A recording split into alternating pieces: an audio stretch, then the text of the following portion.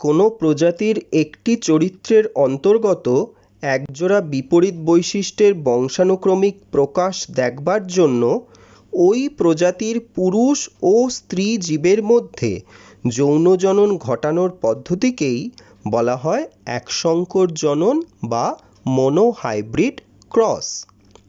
এখন মেন্ডেল কিভাবে মটর গাছকে নিয়ে একসংকর জননের পরীক্ষাটি করেছিলেন এবং এই একসংকর জননের পরীক্ষাটি করার পর মেন্ডেল কী সিদ্ধান্তে উপনীত হয়েছিলেন আর এই একসংকর জননের পরীক্ষাটি প্রাণীদের ক্ষেত্রেও প্রযোজ্য কিনা সেটাই আজকে আমরা ক্লাসে জানব। তো চলো দেরি না করে শুরু করে দিই আজকের ক্লাস।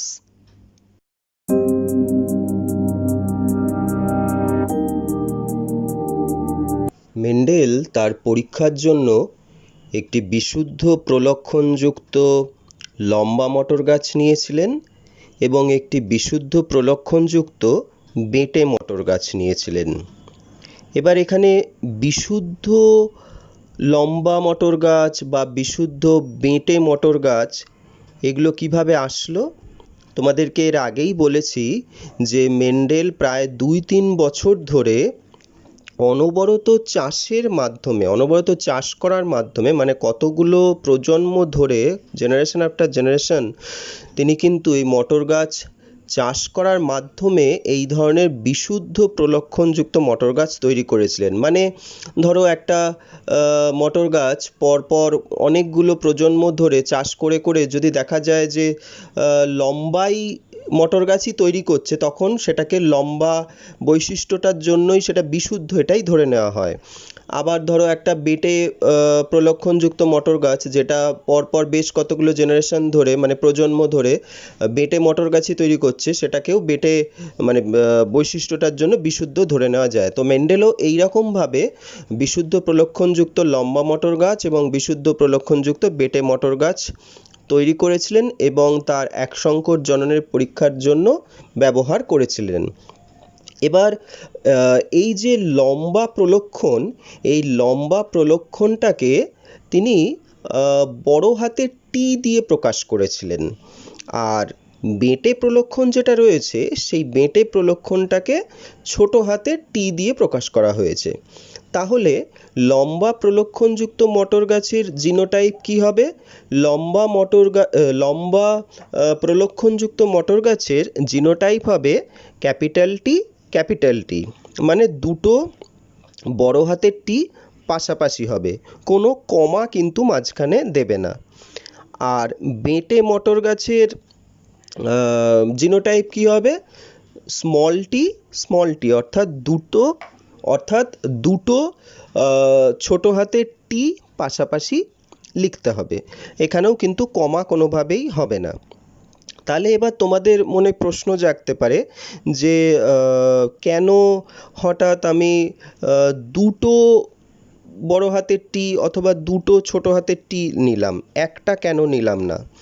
তোমাদেরকে মনে রাখতে হবে যে মটর গাছ হচ্ছে একটা ডিপ্লয়েড জীব মানে এই জীবটার মানে আমাদের মতনই ডিপ্লয়েড জীব, অর্থাৎ এদের দেহকোষের প্রত্যেকটি কোষে মানে দেহের প্রত্যেকটা দেহকোষে যতগুলো ক্রোমোজোম রয়েছে সেই ক্রোমোজোমগুলো প্রত্যেকটা জোড়ায় জোড়ায় রয়েছে। মানে 1 নম্বর ক্রোমোজোম দুটো রয়েছে, 2 নম্বর ক্রোমোজোম দুটো রয়েছে, এরকম করে যতগুলো ক্রোমোজোম রয়েছে প্রত্যেকটা ক্রোমোজোমই কী রয়েছে? জোড়ায় জোড়ায় রয়েছে।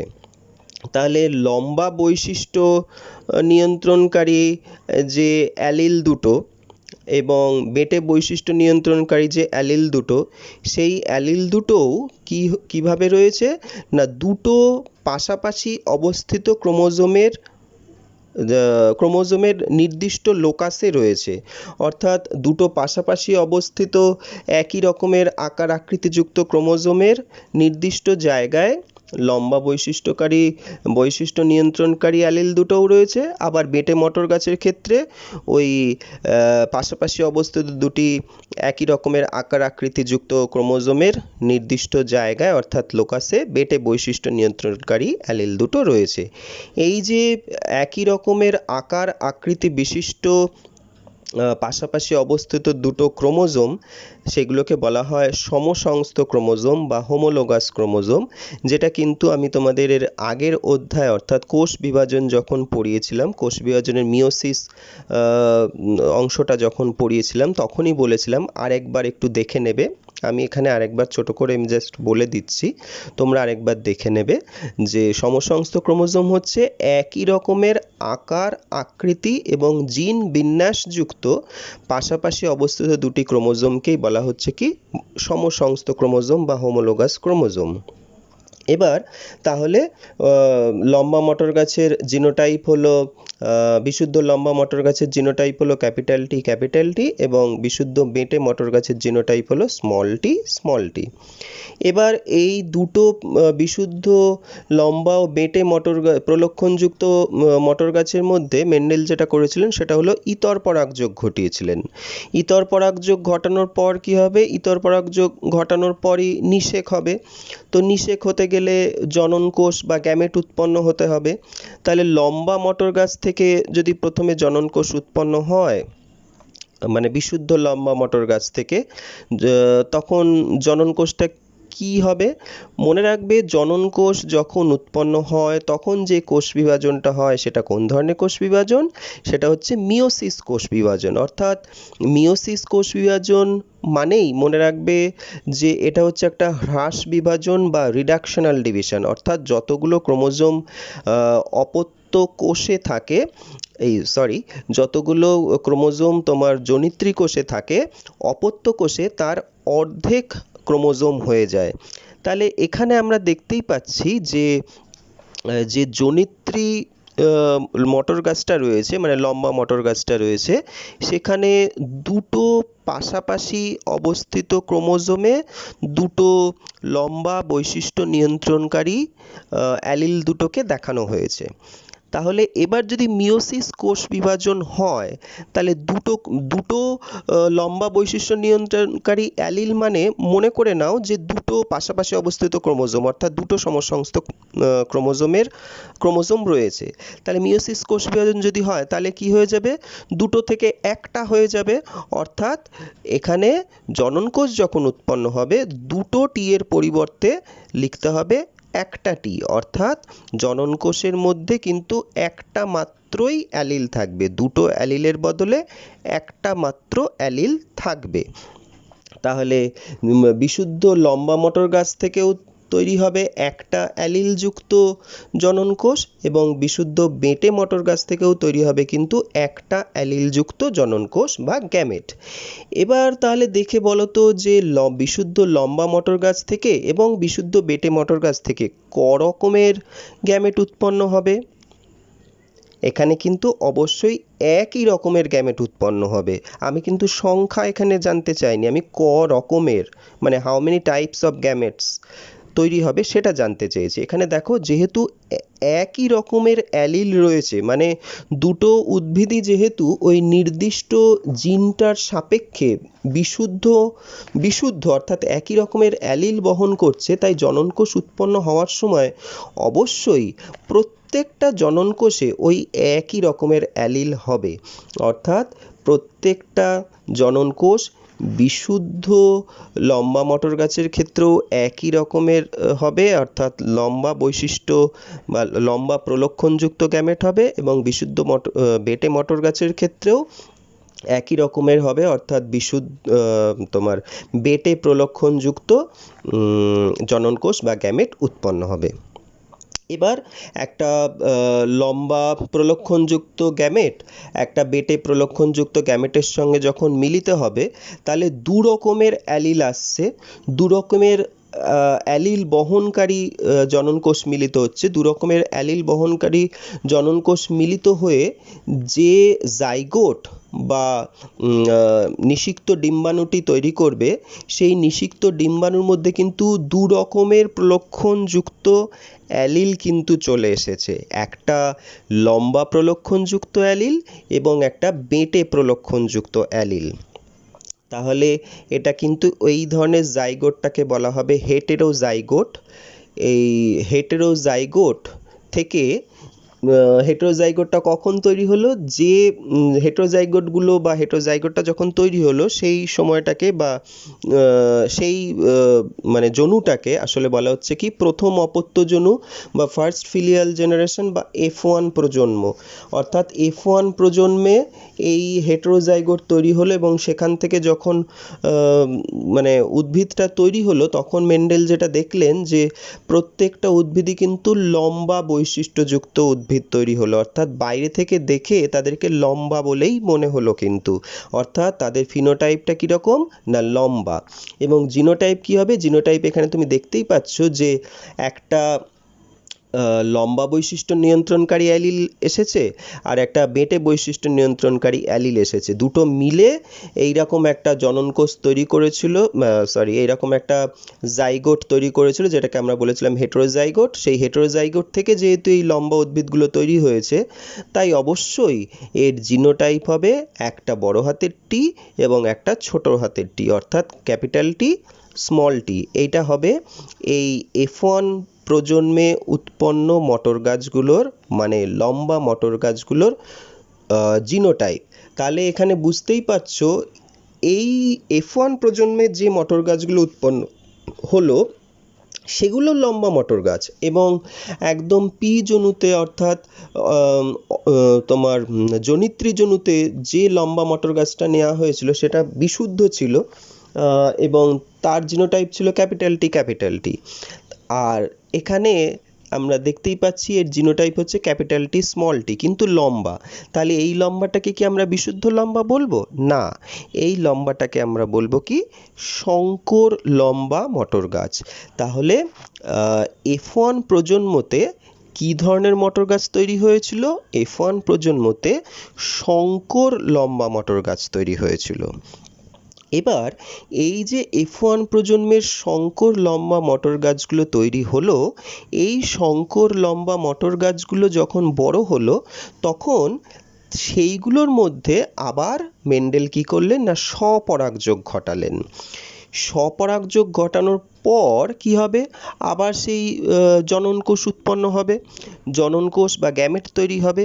তাহলে এবার দেখো যে F1 প্রজন্মে উৎপন্ন যে অপত্যগুলো, সেই অপত্যগুলোর জিনোটাইপ দেখো একটা ক্যাপিটাল টি স্মল টি, মানে পাশাপাশি দুটো লেখা রয়েছে ক্যাপিটাল টি স্মল টি। তাহলে এখান থেকে ক রকমের গ্যামেট তৈরি হবে? এখানে দেখো সমসংস্থ ক্রোমোজোমে পাশাপাশি অবস্থিত দুটো ক্রোমোজোমে অর্থাৎ সমসংস্থ ক্রোমোজোমে দু রকমের অ্যালিল রয়েছে। একটা হচ্ছে বড় হাতের টি অর্থাৎ একটা তোমার লম্বা প্রলক্ষণ নিয়ন্ত্রণকারী অ্যালিল এবং আরেকটা বেঁটে প্রলক্ষণ নিয়ন্ত্রণকারী অর্থাৎ স্মল টি। তাহলে দু রকমের অ্যালিল রয়েছে এবং জননকোষ যখনই উৎপন্ন হবে তখনই কিন্তু বলেছিলাম যে মিওসিস কোষ বিভাজন হবে। তাহলে মিওসিস কোষ বিভাজন হলে দুটো ক্রোমোজোম অর্থাৎ সমসংস্থ ক্রোমোজোমগুলো আলাদা আলাদা হয়ে যায়। তাহলে যদি এই কোষটা থেকে জননকোষ উৎপন্ন হয় তখন এই ক্যাপিটাল টি বহনকারী ক্রোমোজোমটা এক ধরনের জননকোষে চলে যাবে আর স্মল টি বহনকারী ক্রোমোজোমটা আরেক ধরনের জননকোষে চলে যাবে। অর্থাৎ এখানে কিন্তু দু রকমের জননকোষ উৎপন্ন হবে। এক ধরনের জননকোষ হবে ক্যাপিটাল টি অর্থাৎ লম্বা প্রলক্ষণ বহনকারী জননকোষ এবং আরেক ধরনের জননকোষ হবে বেঁটে বৈশিষ্ট্য বা বেঁটে প্রলক্ষণ বহনকারী জননকোষ। তাহলে দু রকমের জননকোষ এখানে কিন্তু তৈরি হবে। F1 প্রজন্মে অপত্যগুলোর মধ্যে যখন স্বপরাগযোগ ঘটানো হলো তখন তা থেকে কিন্তু দু রকমের জননকোষ উৎপন্ন হবে। এবার একটা কথা তোমাদেরকে আমি বলে রাখছি, সেই জিনিসটা তোমরা ভালোভাবে মনে রাখবে। এখান থেকেই তোমরা মিলিয়েও দেখতে পাবে এবং পরবর্তীকালে যখন আমি দ্বিসংকর জনন বা ডাইহাইব্রিড ক্রস বলবো, সেখানেও তোমাদের সেটা সহজে বুঝতে পারবে। আর যে কোনো ধরনের জিনোটাইপ দেওয়া থাকলে সেই জিনোটাইপ থেকে ক রকমের জননকোষ উৎপন্ন হবে সেটা খুব সহজেই বের করতে পারবে। কিভাবে বের করতে পারবে সেটা একটা ছোট্ট একটা সূত্র, সেটা মনে রাখবে। সেটা হলো 2 to the power n। 2 to the power n। এখানে 2 কেন ব্যবহার করা হচ্ছে? 2 বোঝানো হচ্ছে ডিপ্লয়েড অবস্থা বোঝানোর জন্য, যেহেতু প্রত্যেকটা ক্রোমোজোম জোড়ায় জোড়ায় থাকে ডিপ্লয়েড জীবদের ক্ষেত্রে, সেই ডিপ্লয়েড অবস্থাটা বোঝাবার জন্য 2 ব্যবহার করছে। আর তার মাথার ওপর যে n রয়েছে, সেই nটা দিয়ে কি বোঝানো হচ্ছে? nটা দিয়ে বোঝানো হচ্ছে হেটেরোজাইগাস অ্যালিলের সংখ্যা বা number of heterozygous allele, heterozygous অ্যালিলের সংখ্যা। এবার এখানে দেখো, এই যে F1 প্রজন্মে যে অপত্যটা তৈরি হয়েছিল, সেই অপত্যের যেহেতু অপত্যের হেটেরোজাইগাস অ্যালিল জিনোটাইপটা কী ছিল অপত্যের? Capital T small tea. অর্থাৎ এখানে হেটেরোজাইগাস অ্যালিল কটা রয়েছে? হেটেরোজাইগাস অ্যালিল একটাই রয়েছে, একটা হচ্ছে ক্যাপিটাল টি রয়েছে এবং আরেকটা স্মল টি, অর্থাৎ একটাই হেটেরোজাইগাস অ্যালিল রয়েছে। মোট অ্যালিল রয়েছে দুটো এবং তার মধ্যে হেটেরোজাইগাস অ্যালিল অবভিয়াসলি একটাই রয়েছে। তাই এক্ষেত্রে ক রকমের জননকোষ উৎপন্ন হবে? 2 টু দি পাওয়ার n এখানে সমান সমান কত হবে? 2 টু দি পাওয়ার 1, মানে n এর মান এখানে হচ্ছে 1, তাহলে 2 টু দি পাওয়ার 1 মানে কত হবে? 2, অর্থাৎ দু রকমের জননকোষ তৈরি হবে। যদি এখানে ধরো এরকম থাকতো যে ক্যাপিটাল টি স্মল টি, আর ধরো মনে করো ক্যাপিটাল এ স্মল এ, এরকম যদি থাকতো, তাহলে এখানে মোট অ্যালিল থাকতো 4টে এবং এই 4টে অ্যালিলের মধ্যে মোট হেটেরোজাইগাস অ্যালিল কতগুলো হতো?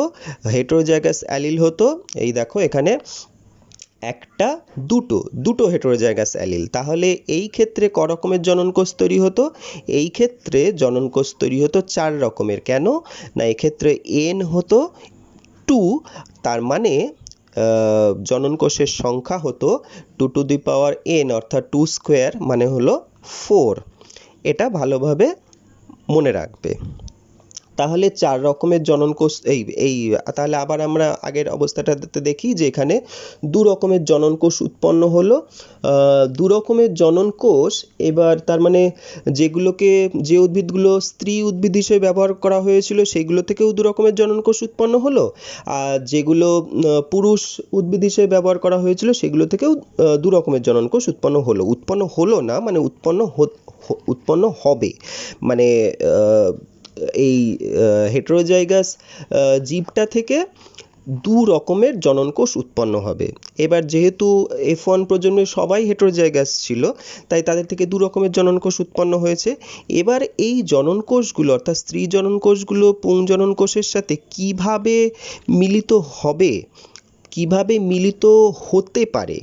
মিলিত হতে পারে সেইটা বোঝাবার জন্য কিন্তু একটা বিশেষ ছকের ব্যবহার করা হয়, যেটাকে চেকার বোর্ড বলা হয় বা পানেট স্কোয়ার বলা হয়। পানেট বলে একজন ব্রিটিশ বিজ্ঞানী, তিনি এই পদ্ধতিটা প্রথম আবিষ্কার করেছিলেন। তো এটাকে পানেট স্কোয়ার বা চেকার বোর্ড বলা হয়।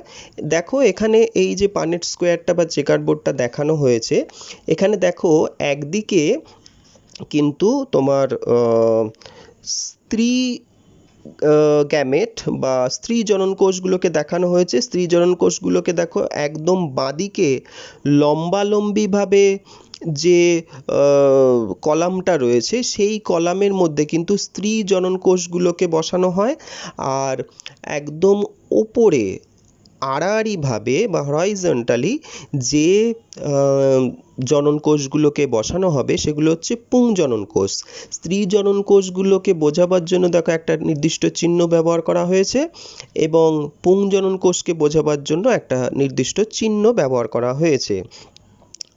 এই চিহ্নটা দিয়েই পুরুষ এবং স্ত্রী বোঝানো হয়। তো এবার তাহলে স্ত্রী জননকোষগুলোকে বসিয়ে দাও। স্ত্রী জনন কোষগুলো বসিয়ে দেওয়া হলো লম্বালম্বিভাবে ওই স্ত্রী বোঝাবার জন্য বা স্ত্রী জনন কোষ বোঝাবার জন্য যে চিহ্নটা রয়েছে বাঁদিকে লম্বালম্বিভাবে, সেখানে স্ত্রী জনন কোষগুলো বসিয়ে দেওয়া হলো। আর ওপরের দিকে আড়াআড়িভাবে পুংজনন কোষগুলোকে বসানো হলো। এইবার স্ত্রী জনন কোষগুলো পুংজনন কোষের সাথে কিভাবে মিলিত হতে পারে বা কত রকমভাবে মিলিত হতে পারে সেটাই এই ছকের মাধ্যমে দেখানো হবে। তাহলে দেখো, যদি লম্বা প্রলক্ষণ বহনকারী স্ত্রী জনন কোষটা লম্বা প্রলক্ষণ বহনকারী পুংজনন কোষের সাথে মিলিত হয়, তাহলে যে অপত্যটা তৈরি হবে সেই অপত্যটার জিনোটাইপ কি হতে পারে? Capital T. এবং এর যেহেতু ক্যাপিটাল টি দুটোই রয়েছে, তাই এক্ষেত্রে তার ফিনোটাইপ কি হবে? ফিনোটাইপ হবে লম্বা। আচ্ছা, এবার দেখো, লম্বা প্রলক্ষণ বহনকারী স্ত্রী জনন কোষটি যদি বেটে প্রলক্ষণ বহনকারী পুংজনন কোষটির সাথে মিলিত হয়, অর্থাৎ ক্যাপিটাল টি বহনকারী যদি স্ত্রী জনন কোষটি স্মল টি বহনকারী পুংজনন কোষের সাথে মিলিত হয়, তাহলে যে অপত্যটা তৈরি হবে তার জিনোটাইপ কি হবে? Capital T small tea. এবং এর ফিনোটাইপ কি হবে? এর ফিনোটাইপও হবে লম্বা। তার কারণ এখানে প্রকট বৈশিষ্ট্য বহনকারী অ্যালিলটা হচ্ছে তোমার লম্বা, মানে ক্যাপিটাল টিটা হচ্ছে প্রকট বৈশিষ্ট্যকে বোঝানো হচ্ছে। আর মানে লম্বা বৈশিষ্ট্যটা এক্ষেত্রে মটর গাছের ক্ষেত্রে প্রকট, তাই তার সাথে যেহেতু বেটে বৈশিষ্ট্যটা রয়েছে, তাই বেটে বৈশিষ্ট্যটা কখনোই প্রকাশ পাবে না। তাহলে এক্ষেত্রে দেখতে পাচ্ছ যে এখানে কিন্তু কোনাকুনিভাবে, মানে ডায়াগোনালি বা কোনাকুনিভাবে এই যে কম্বিনেশন বা এই যে সমন্বয়টা, সেই সমন্বয়টা কিন্তু এরকম কোনাকুনিভাবে হিসেব করে দেখানো হয়। তোমরা কেউ এরকমভাবে মুখস্থ করবে না, ভালো করে বুঝে এটা করার চেষ্টা করবে, তাহলেই কিন্তু পারবে। মুখস্থ করতে গেলেই মাঝপথে ভুলে যাবে, তখন আর পারবে, তখন অসুবিধা হবে। বিশেষত দ্বিসংকর জননের ক্ষেত্রে, এক সংকর জননের ক্ষেত্রে এটা অনেকই সোজা। তাহলে দেখো যে কোনাকুনিভাবে স্ত্রী জনন কোষটাকে নিয়ে আমি যখন শুরু করলাম, প্রথম যে স্ত্রী জনন কোষটা রয়েছে ওপরের দিক থেকে, মানে ক্যাপিটাল টি, সেটাকে নিয়ে যখন শুরু করলাম, সেটার সঙ্গে দুটো পুংজনন কোষেরই কম্বিনেশন বা সমন্বয় আগে দেখিয়ে দিলাম। এবং এবার কি করব? এইবার নিচের যে স্ত্রী জনন কোষটা রয়েছে সেই স্ত্রী জনন কোষের সাথে আবার পুংজনন কোষের কম্বিনেশন বা সমন্বয় দেখাবো। তাহলে স্মল টি অর্থাৎ বেটে বৈশিষ্ট্য নিয়ন্ত্রণকারী যে স্ত্রী জনন কোষটি রয়েছে, সেটি যদি ক্যাপিটাল টি অর্থাৎ লম্বা বৈশিষ্ট্য বহনকারী পুংজনন কোষের সাথে মিলিত হয়, তাহলে তার জিনোটাইপ কি হবে? Capital T small tea. এবার অনেকে বলতে পারে যে sir, capital T small tea না লিখে স্মল টি ক্যাপিটাল টি লেখা যাবে? দেখো, আসলে 3+2 সেটা করলেও 5 হয়, 2+3 করলেও 5 হয়। তো এখানে ক্যাপিটাল টি স্মল টি আর স্মল টি ক্যাপিটাল টি দুটোরই ফলাফল একই হবে, কিন্তু একটা নির্দিষ্ট নিয়ম এক্ষেত্রে মেনে চলা হয়। সবসময় মনে রাখবে যে প্রকট বৈশিষ্ট্য বহনকারী অ্যালিলগুলোকে আগে লিখতে হয়। তাই যেহেতু এক্ষেত্রে ক্যাপিটাল টি এটা প্রকট বৈশিষ্ট্যটা অর্থাৎ লম্বা বৈশিষ্ট্যটাকে নিয়ন্ত্রণ করছে, বোঝাচ্ছে, নিয়ন্ত্রণ করছে না, বোঝাচ্ছে, তাই ক্যাপিটাল টিটাকেই আগে লিখতে হবে, তারপর স্মল টিটা লিখতে হবে। অর্থাৎ স্মল টি বহনকারী যে স্ত্রী জনন কোষ, সেটা যখন ক্যাপিটাল টি বহনকারী পুংজনন কোষের সাথে মিলিত হবে, তখন যে জনন কোষ, তখন যে অপত্যটা তৈরি হবে, সেই অপত্যটার জিনোটাইপ হবে ক্যাপিটাল টি স্মল টি। তার মানে এক্ষেত্রেও যে অপত্যটা তৈরি হবে সেটাও কিন্তু লম্বা অপত্যই তৈরি হবে, কিন্তু এর জিনোটাইপটা হচ্ছে ক্যাপিটাল টি স্মল টি। এবার স্মল টি অর্থাৎ বেটে বৈশিষ্ট্য বহনকারী স্ত্রী জনন কোষটি যদি স্মল টি অর্থাৎ বেটে বৈশিষ্ট্য বহনকারী পুংজনন কোষের সাথে মিলিত হয়, তাহলে তার জিনোটাইপ কি হবে? এক্ষেত্রে জিনোটাইপ হবে স্মল টি অর্থাৎ দুটোই একই রকমের প্রলক্ষণযুক্ত। কী ধরনের প্রলক্ষণ? প্রচ্ছন্ন প্রলক্ষণ, অর্থাৎ বেটে বৈশিষ্ট্য নিয়ন্ত্রণকারী প্রলক্ষণ দুটো কিন্তু একসঙ্গে আসছে। এবং এক্ষেত্রে যে অপত্যটা তৈরি হবে সেই অপত্যটার ফিনোটাইপ কিন্তু অবশ্যই হবে বেঁটে। তাহলে দেখতে পেলে এই যে চেকার বোর্ড বা পানেট স্কোয়ার যেটা রয়েছে, সেই চেকার বোর্ড বা পানেট স্কোয়ারের মাধ্যমে এই জনন কোষগুলো কীরকমভাবে মিলিত হতে পারে সেটার একটা সম্ভাবনা বা প্রবাবিলিটি দেখানো হলো। এখানে এই চারটে অপত্য তৈরি হয়েছে মানে এরকম কিন্তু নয় যে চারটে অপত্যই তৈরি হয়ে গেছিলো, তা কিন্তু নয়, বা চারটে অপত্যই তৈরি হবে তা কিন্তু নয়। এখানে বোঝানো হচ্ছে এই 4 রকমের অপত্য তৈরি হতে পারে। কখন? যদি এই F1 প্রজন্মে উৎপন্ন অপত্যগুলোর মানে হেটেরোজাইগাস অপত্যগুলোর মধ্যে স্বপরাগযোগ ঘটানো হয়, তাহলে স্বপরাগযোগ ঘটালে এই 4 রকমের অপত্য তৈরি হতে পারে। এর বাইরে আর কোনো অপত্য তৈরি হবে না, মানে এই 4 রকমের বাইরে অন্য কোনো অপত্য তৈরি হবে না। এগুলো শুধুমাত্র সম্ভাবনা বা প্রবাবিলিটি, এগুলো এই রকম অপত্য তৈরি হতে পারে। তাহলে F2 প্রজন্মে এই 4 রকমের অপত্য তৈরি হতে পারে সেটা দেখানো হলো। 4 রকমের নয়, যদিও আমি এটা ভুল বললাম, 4 রকমের নয়, এখানে একটু ভালো করে দেখো। আসলে কিন্তু অপত্য যদি আমি জিনোটাইপের দিক থেকে দেখি তাহলে ক রকমের অপত্য তৈরি হয়েছে? জিনোটাইপের দিক থেকে দেখলে কিন্তু 3 রকমের অপত্য তৈরি হয়েছে। প্রথমটা দেখো, প্রথম যে জিনোটাইপটা রয়েছে সেটা হলো ক্যাপিটাল টি, অর্থাৎ এর ফিনোটাইপটা হচ্ছে লম্বা ঠিকই, কিন্তু এর জিনোটাইপটা ক্যাপিটাল টি। তাহলে এই হলো এক রকমের জিনোটাইপ। আবার দেখো দুটো একই রকমের জিনোটাইপ রয়েছে, ক্যাপিটাল টি স্মল টি, এই জিনোটাইপ দুটো রয়েছে। যদিও দুটোরই ফিনোটাইপ হচ্ছে লম্বা, কিন্তু জিনোটাইপ আলাদা, ক্যাপিটাল টি স্মল টি। তাহলে প্রথম একটা জিনোটাইপ হচ্ছে ক্যাপিটাল টি, সেটা সংখ্যায় কটা হতে পারে? একটা। আর ক্যাপিটাল টি স্মল টি দেখো সংখ্যায় কটা হতে পারে দেয়া রয়েছে? দুটো দেয়া রয়েছে। আর স্মল টি অর্থাৎ বেঁটে বৈশিষ্ট্য নিয়ন্ত্রণকারী যে উদ্ভিদের জিনোটাইপ সেটা হচ্ছে একটা রয়েছে। তাহলে এটার যদি আমরা এই 4 রকমের অপত্য তৈরি হতে পারে, চারটি অপত্য তৈরি হতে পারে, চারটি অপত্যের মধ্যে এক ভাগ অপত্য তৈরি হবে যার জিনোটাইপ হচ্ছে ক্যাপিটাল টি, 2 ভাগ অপত্য তৈরি হবে যার genotype capital T small tea, এবং 1 ভাগ অপত্য তৈরি হবে যার জিনোটাইপ স্মল টি। সুতরাং এটার যদি আমরা অনুপাত বের করি, অর্থাৎ জিনোটাইপের অনুপাত যদি বের করি, তাহলে জিনোটাইপের অনুপাত কত হবে? 1:2:1। এরকমভাবে লিখবে এই মটর গাছের এক সংকর জনন পরীক্ষায় প্রাপ্ত জিনোটাইপের অনুপাত সমান সমান ক্যাপিটাল টি অনুপাত ক্যাপিটাল টি অনুপাত small tea is equal to 1:2:1। এবার এই 3 রকমের জিনোটাইপ তাহলে F2 প্রজন্মতে তৈরি হলো মটর গাছের এক সংকর জননের পরীক্ষাতে। তাহলে ফিনোটাইপটা কত রকমের হয়েছে দেখো? ফিনোটাইপ কিন্তু 2 রকমেরই হয়েছে, একটা লম্বা আর একটা বেঁটে। লম্বা আর বেঁটে তিনটে দেখো, এই চারটে যে অপত্য এখানে দেখানো রয়েছে, চারটের মধ্যে তিনটেই দেখো লম্বা। কে শঙ্কর লম্বা, কে বেঁটে লম্বা, কে শঙ্কর লম্বা, কে বিশুদ্ধ লম্বা সেটা কিন্তু প্রশ্ন নয়, লম্বা কিনা সেটা দেখা হচ্ছে। তাহলে দেখো তিনটেই এখানে কিন্তু লম্বা, ক্যাপিটাল টি তার ফিনোটাইপও লম্বা, ক্যাপিটাল টি স্মল টি তার ফিনোটাইপও লম্বা। তাহলে মটর গাছের এক সংকর জননের পরীক্ষায় যে F2 জনুতে বা F2 প্রজন্মে যে অপত্যগুলো তৈরি হয়েছিল তাদের ফিনোটাইপের অনুপাত কত? না লম্বা অনুপাত বেঁটে সমান সমান হচ্ছে 3:1। ঠিক আছে? তাহলে এই হলো মটর গাছকে নিয়ে মেন্ডেলের এক সংকর জননের পরীক্ষা।